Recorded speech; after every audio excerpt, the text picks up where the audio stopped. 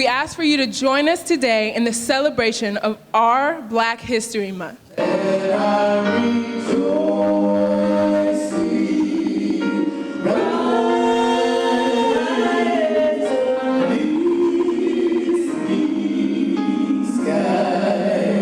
This was obviously for them to educate them, the theme activism through education, so that, we're given such a general history of Black history, and I think this was an opportunity to give us, a broader understanding. We survived for centuries against a violent enemy, high intensity, white supremacy, attack, fall back, think and act defensively. Graveyards, hospitals, and penitentiaries. So I just think it's good that we do things like this to bring awareness to people, because a lot of people sort of forget.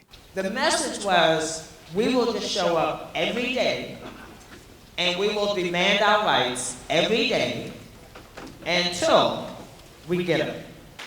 I don't have to go all the way back to the 60s to talk about youth-led social justice movements. In fact, I don't even have to go back past last year, when in this community, we organized the biggest climate justice march in history of the city of Portland.